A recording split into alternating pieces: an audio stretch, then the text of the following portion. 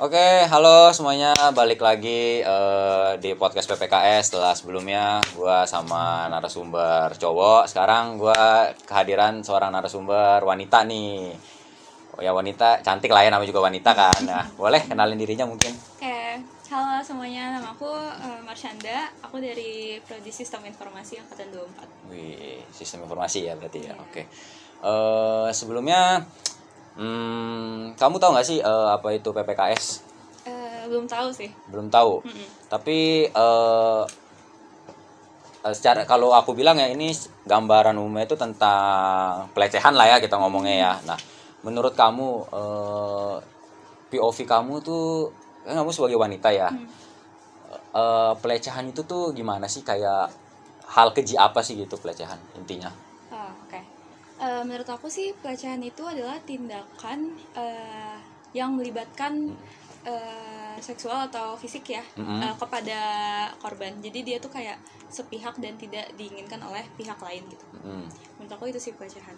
Oke, jadi simpel ya sebenarnya wanita ya kan. Sebenarnya kalau kita tahu kan POV wanita kan lebih banyak ya di Indonesia kasus tentang pelecehan ya ketimbang lelaki gitu.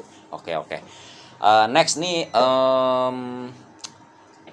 tentang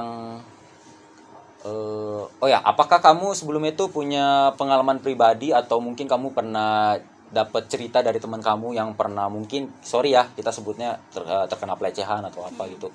Pernah nggak? Pengalaman pribadi pernah sih. Selain aku biasanya tuh kenanya tuh paling sering tuh yang verbal ya, Yang kayak verbal. catcalling gitu-gitu. Oh. Itu paling sering. Terus selain itu juga aku sebenarnya punya pengalaman agak pahit lah, pernah kena pelecehan seksual secara fisik tuh pas SMP. SMP. Itu kayak aku tuh di kelas kayak ya kena pelecehan seksual, terus di situ tuh pelakunya tuh 2 orang. Nah, kayak ya megang private area lah ya. Oke. Oh Kayak my gitu god. lah. Ya, Oke, terus oke. setelah itu aku tuh ngadu ke salah satu guru di sekolah aku.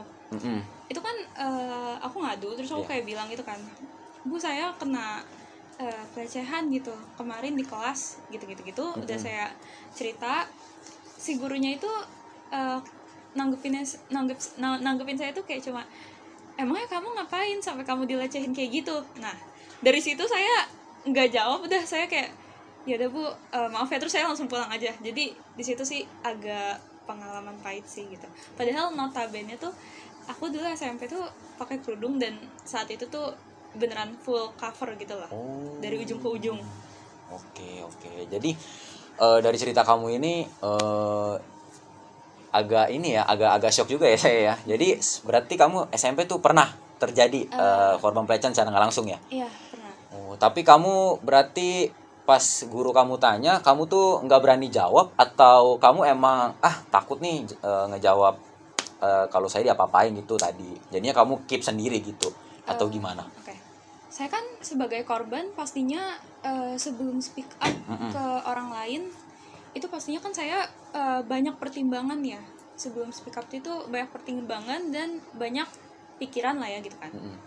Nah, setelah saya ngumpulin berani gitu untuk ngomong ke orang, setelah saya ngomong, tanggapannya itu kayak malah ngebalikin ke saya gitu.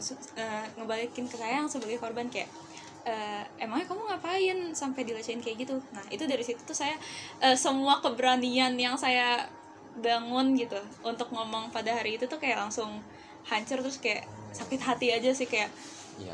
Walaupun saya ceritain kayaknya juga si gurunya nggak bakal ngebelain saya sebagai korban dan gak akan ambil tindakan serius lah. Saya saat itu mikirnya kayak gitu, jadi saya pulang dan udah saya nggak speak up ke orang rumah atau apa-apa karena saya udah sekalinya saya ngomong langsung digituin gitu sama si guru itu kan. Jadi saya udah nggak cerita ke orang rumah, udah nggak cerita ke ibu saya, udah nggak cerita ke siapa-siapa. Jadi saya kayak keep untuk diri saya sendiri aja. Jadi pahit banget sih itu, kayak sakit hati lah. Oke, jadi di posisi orang tua kamu tuh nggak tahu juga, kamu nggak cerita juga ya ke orang tua kamu. Oke. Tapi setelah kejadian itu kamu ke sekolah tuh ada rasa takut gak sih? Ih, takut nih ke sekolah, takut diapa-apain lagi gitu atau gimana? Pastinya takut. Malah impactnya tuh kayaknya sampai SMA deh. Karena itu tuh apa namanya, pelecehan seksualnya tuh menurut aku beneran yang nggak yang setengah-setengah, yang beneran dilecehin gitu kan. Jadi aku tuh pas sampai SMA tuh masih ada impactnya, masih ada dampaknya gitu. Jadi aku pas SMA kalau misalnya deket sama cowok tuh agak takut. Yang takut itu yang sampai kayak aduh ini gue takut dia apain nih, kayak sampai agak waktu itu pernah sampai kayak agak getar-getar dikit lah badannya, kayak takut gitu. Iya. Oke. Jadi trauma kamu tuh berkelanjutan ya sampai kamu masuk jenjang SMA gitu. Benar. Okay. Tapi sekarang setelah beberapa tahun kan itu masih ada nggak rasa trauma itu, atau udah hilang gitu, kamu udah move on, atau oke, udah itu masa lalu gua sekarang fokus ke depan aja gitu? Iya sih, sekarang alhamdulillah udah full sembuh lah dari pengalaman pahit itu. Oke. Jujur ini baru pertama kali sih langsung ya dapat based on true story gitu. Oke. Dan kamu sorry nih, masih agak nanya seputar tadi. Kamu kira-kira dendam gak sih sama orang yang lakuin itu ke kamu? Yang 2 orang cowok itu, kamu masih ingat gak mukanya itu kayak apa?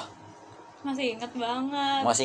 Malah kejadian itu tuh bener-bener semua detailnya tuh inget sebenarnya. Kalau dendam udah pastilah. Karena si pelakunya tuh habis ngelakuin itu cuma ketawa-ketawa dan malah ngeluarin kata-kata yang ngelecehin lagi gitu loh.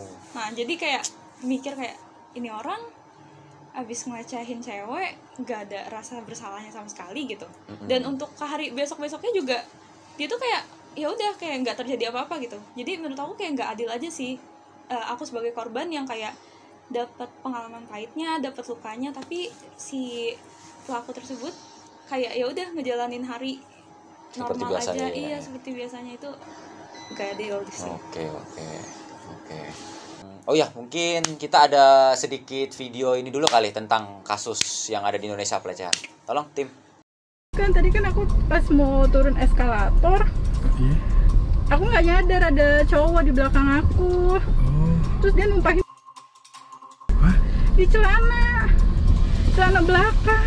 Itu pelecehan banget dong. Iya, terus aku tadi bilang sama ini pihak dari KAI, katanya kalau mau putar CCTV harus ke stasiun Juanda. Lapornya di sana, customer service-nya. Aduh, aku pusing banget. Aku pengen nangis. Ya udah, yang sabar aja. Minta tisu. Ambil aja. Terus aku tadi mau ke toilet nggak kebur. Ya udah, yang penting kakak nggak diapa-apain kan? Iya, pantesan dia kayak aku turun eskalator kok dia. Dari kereta gitu? Iya, aku dari kereta, biasanya nggak pernah naik kereta.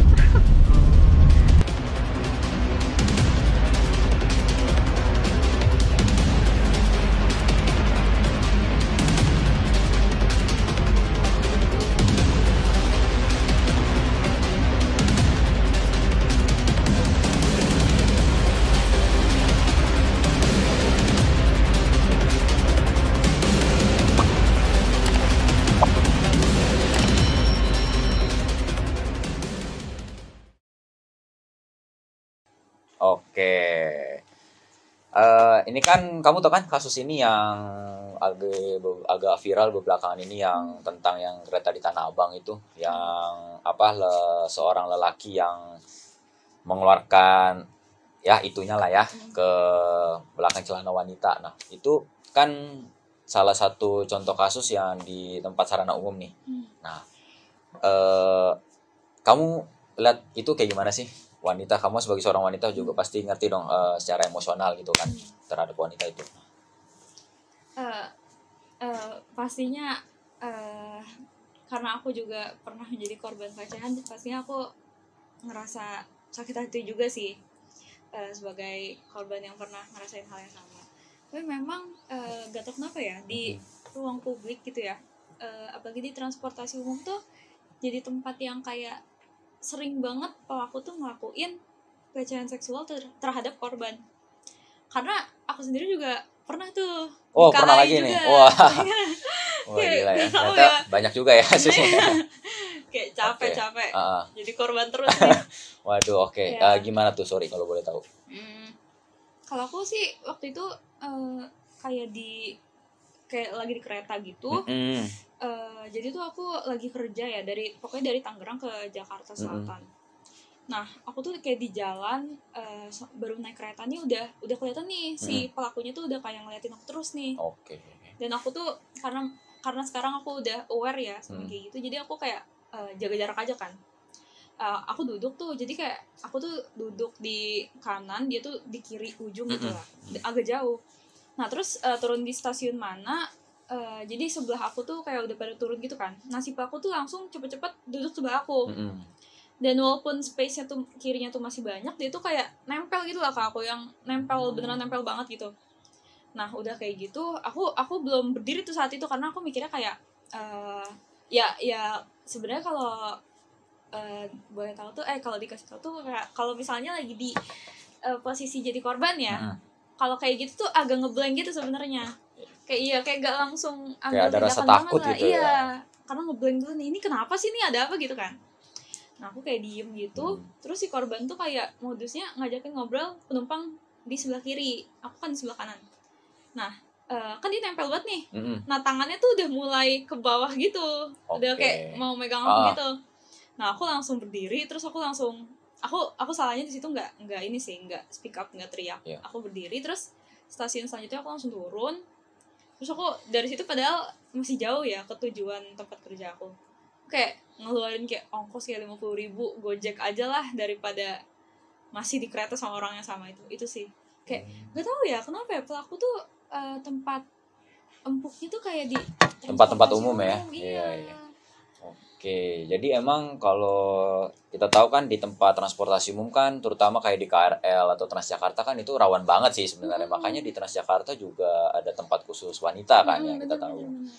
Nah jadi ya untuk orang-orang yang kayak gitu emang otaknya nggak ada sih menurut saya sih gitu. Iya.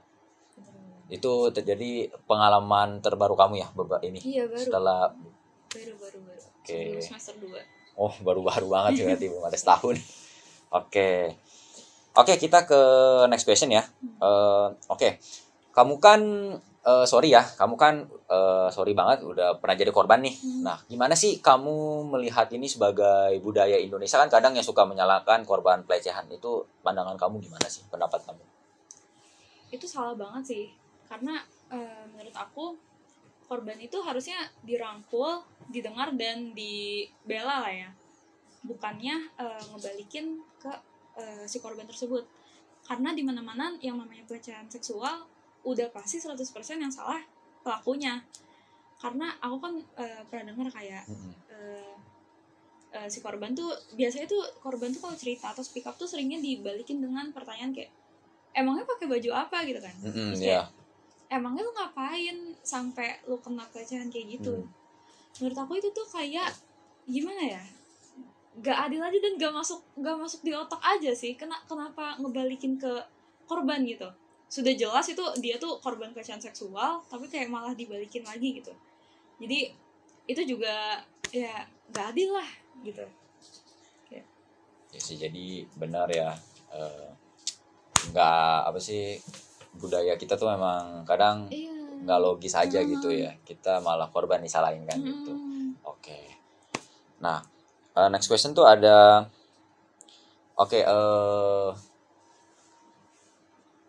ini mungkin agak ke ini ya, pertanyaan pribadi nih. Sama sih sebenarnya dari tadi sih sebenarnya. Menurut kamu untuk mungkin ada pesan nih untuk orang-orang yang udah dilecehin tapi dia masih diam, gak berani speak up gitu. Kamu ada pesan nggak atau saran kamu lah gitu? Pesan atau saran aku yang pasti jangan takut.